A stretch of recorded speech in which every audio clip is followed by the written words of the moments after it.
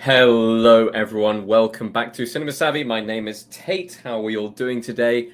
We are going to be talking through and discussing Wes Anderson's latest film.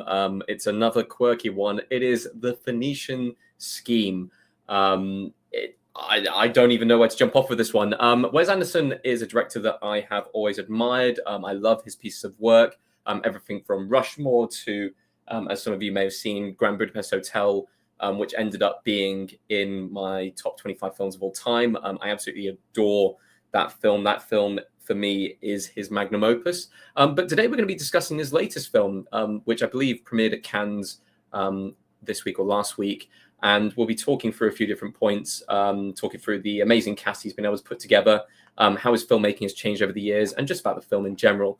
But please make sure, if you've gone and seen it, please comment below. We always like to create a discussion here, so I always want to kind of see how people view this film or view the films in general and everything like that. So please put a comment down below, and of course make sure to like, share, subscribe, do all the other things that normally come with this video, and follow us on our various different social medias for more updates on various different things that are going to be coming out, all the other videos and everything like that. Okay, let's get into this one then. I'd heard about the Phoenician Scheme. Actually not ridiculously long before it came out. The thing with Wes Anderson is I don't think his advertising department needs to do much to get people to go and see his films. He's one of those auto filmmakers who kind of comes in, and if you're a Wes Anderson fan, if you enjoy his his stylings, which is all very symmetrical, quirky pastel settings and all of that, then you're kind of sold on the concept anyway. Like, if you've seen one Wes Anderson film, it's not like you've seen them all, because the stories change every single time, but you've kind of seen the aesthetic. And he's got it so down to a T now that at this point it's just you know what you're in for, with very little straying away from it. But this comes off the back of him doing a bunch of short films based off Roald Dahl novels back in 2024. So that was the wonderful story of Henry Sugar. I want to say then Poison, Ratcatcher, and the Swan. Which I enjoyed, actually. And Henry Sugar ended up winning the Oscar for Best Short Film. And then also Asteroid City the year before. He's always been quite busy with his films coming out.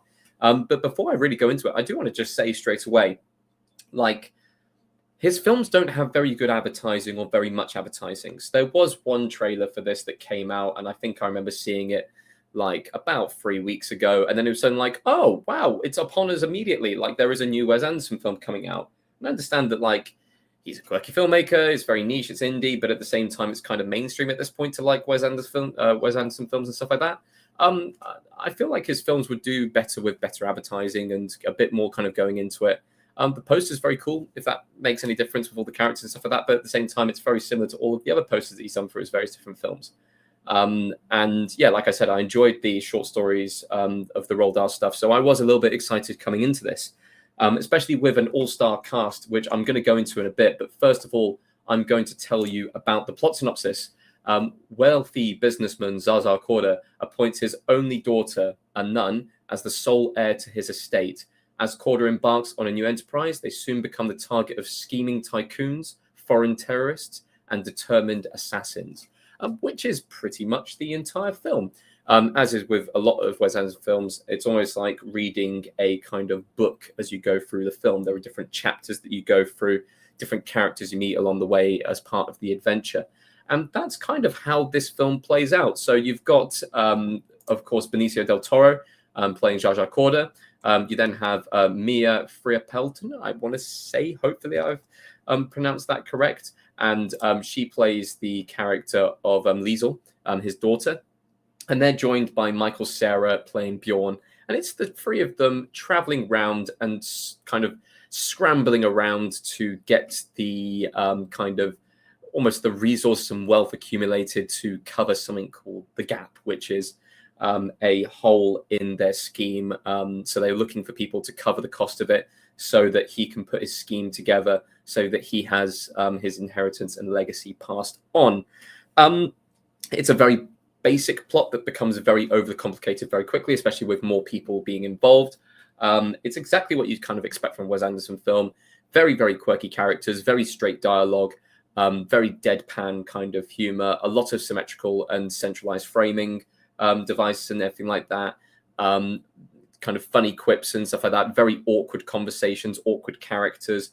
All of it comes together in kind of a finale where everyone kind of is all in one place and there's arguments flying across the room and everything like that. Wes Anderson's always been good at, those kind of settings. His dialogue is very sharp. His dialogue is very quick and snappy. No hesitations in conversations, and every single character feels very fleshed out, as if they've lived within the world for a long amount of time. Everyone's on the same page. It's the whole point of his films. With this film, however, what's very interesting is Benicio del Toro's character is probably one of the most serious kind of protagonists that we've had from a Wes Anderson film before. He plays it so deadpan. There's a character actor who's over the years played some characters which have a bit more humor thrown into them and some which are a lot more serious. This leans a lot more towards the serious side of the spectrum. And as far as a Wes Anderson film is concerned, I'd say this is one of the most serious Wes Anderson films I've seen, with delving into religion, purpose, legacy, and all of that in between, near-death experiences thrown in. And even from the opening frame, you have someone being completely blown to smithereens. So it is quite a intense film in that kind of perspective and that kind of side of things. It feels very serious for a film that is meant to be quite quirky and a little bit fun and a little bit light. I'm not sure if those two styles marry up. I know he's probably trying to do something different here, but I'm not sure if it quite worked with this film. It becomes a lot more overcomplicated, and instead of it becoming funny because of the overcomplications, it just becomes more complicated. It definitely wasn't one of my favorite in recent memory kind of Wes Anderson films, but it's still a solid film with good dialogue. Once again, like I said, a good cast and everything like that. And I guess I'm going to be going into the cast next. Benicio del Toro playing that serious role. He's great. I mean, he's great in almost every single film that he's in. But playing Jar Jar Corder, a very, very serious man who is literally looking to kind of, do these business and scheming deals. And of course, with Wes Anderson's dialogue thrown in there as well, snappy conversations of shouting and arguing mixed in with his very calm demeanor that shines through in this film, his clear love for his daughter that may or may not be his daughter, depending on kind of how the film goes and stuff like that. But it's absolutely fascinating seeing him taking the lead role in the Wes Anderson film and going through with it. We then have someone who's relatively new to the scene, which is why I wasn't actually able to pronounce her name, it's Mia Frappelton. Frappelton. We're going to go with Mia Frappelton. I've had a look through the things that she's been in before. I don't recognize her in anything that she's been in before. So she was in Scoop, which I saw last year, which I quite liked, but she wasn't a major character in that. Other than that, she's been in a bunch of smaller kind of TV shows and things. This is her first kind of major production that she's been involved in. She was fantastic as an actress, plays the deadpan very well, plays the sarcasm angle very, very well, and is that kind of, almost comedic kind of back and forth between her and Benicio's character to make sure that they're kind of on different pages. Being a nun as part of the story, she's looking down at her father and seeing all of the ill things that he's done in the past and trying to almost redeem him, whilst also still trying to kind of keep her stake and claim to the church. She doesn't want to be, away from the church. She's a nun. She's very happy with that life. However, Benicio del Toro's character is saying, nope, you are my sole heir. You are going to take over the business. And the business is dodgy. It's dealing with terrorists. It's dealing with political figures. It's dealing with backhanded, things on the side. So she feels very morally conflicted, and a lot of moral conflictions and a lot of religious conflictions come into this story, whether it's Benicio del Toro facing off against kind of the crimes of religion and God and being judged for his sins, married up against Mia's kind of descent, or the character of Liesel's descent into kind of being drawn into his schemes and not really understanding or knowing her place into the world, whether that is kind of being drawn into having drinks with friends or being drawn into committing crimes, or even being drawn into the whole bidding war that comes around this business of this scheme that wants to go ahead in Phoenicia. We have the third character on our journey as well, which is Michael Cera, who, let's be real here, how on earth has he not been in a Wes Anderson film before? It's almost as if he was made for Wes Anderson films. with his kind of quirky styling, stuff like that. Playing the character of Bjorn, and I will say he is easily the best character in the entire film. Loads and loads of laughs coming throughout from kind of his very, very slow kind of Nordic style of talking, all the way through to his flipping in personality and characters as it comes later on into the film is absolutely fantastic. He is a great actor, and I wouldn't be too shocked if he ends up being a lead role in a Wes Anderson film in the future, just because it feels like he is made for that. He is that socially awkward character who can play that very, very well, but he can also play a very straight-edged character.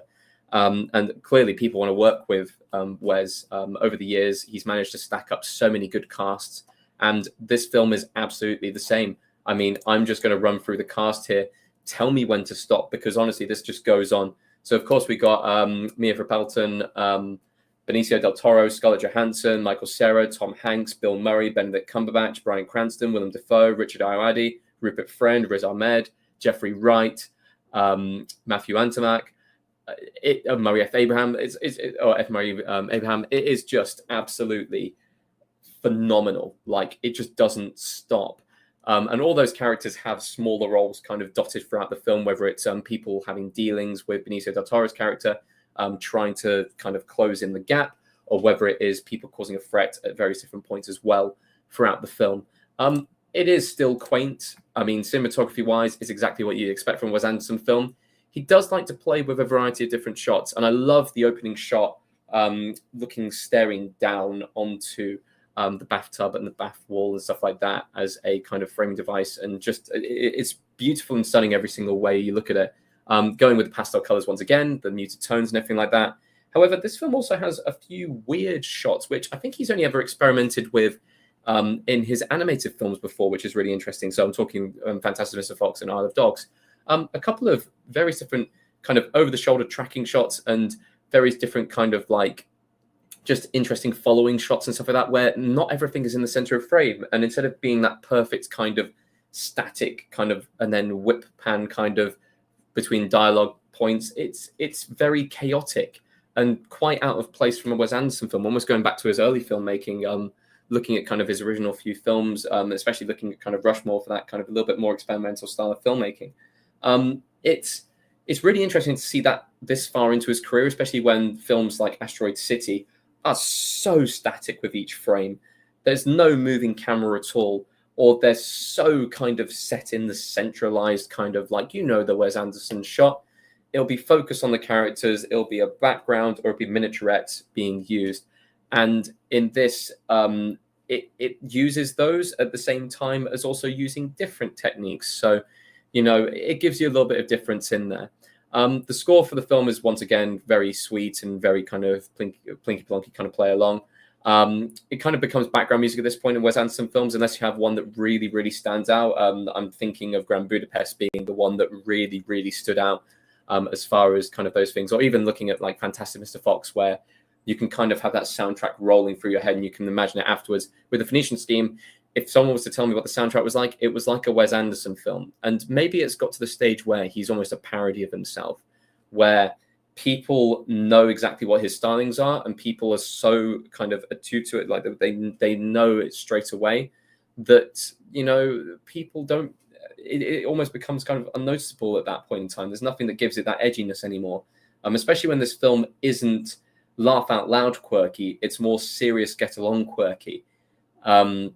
Because of that, it almost fades into the background, and it's a shame because I do love his scores and I do love all the different things that come with his films, but I don't know if this counts as like a bridge too far, or if it's even considered on the other end of the spectrum and is seen as like he wanted to do a bit more of a serious project instead of going for that kind of almost kind of dark comedy that he always goes for, that deadpan kind of stylings.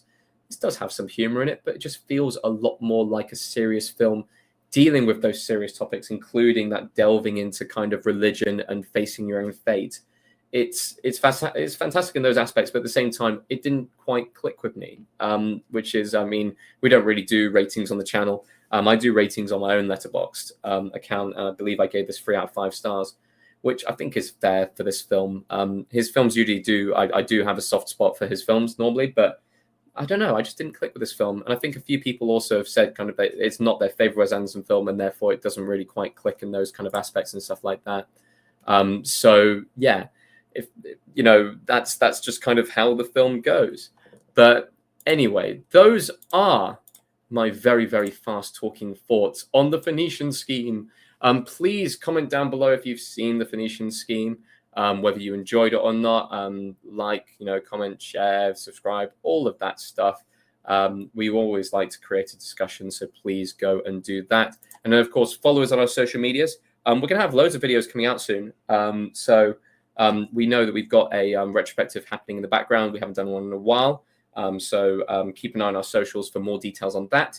You'll also see up there, it's going to be the finale of Doctor Who this weekend, and we will be getting a review out next week. Currently, we're just kind of, we're getting the people together, the gang together to go ahead and discuss the entire series in total, which I think, given the various different bits of news around Doctor Who this season and how the season's gone so far, there's going to be a lot of discussion points on there. So please go and have a look on there as well. And we have loads of new releases coming out soon. I know just off the top of my head, we've got Ballerina, the John Wick film, coming out soon. Within the next month, we'll also have 28 Years Later. And there's a few other films that are coming out, just some small ones like F1, which will be out very, very soon as well, which, of course, we're going to get a discussion on. Fantastic Four, The First Steps. So please keep an eye on our socials, because we're going to be putting out all the details of the various different reviews and when we're going to be doing timings for those on there. And also this Sunday, we should be doing our What We Watched, which is where me and George go through the films we have watched over the last month. So please go have a look on our socials for things there. Thank you ever so much for tuning in. Thank you ever so much for watching, and we'll see you on the next one.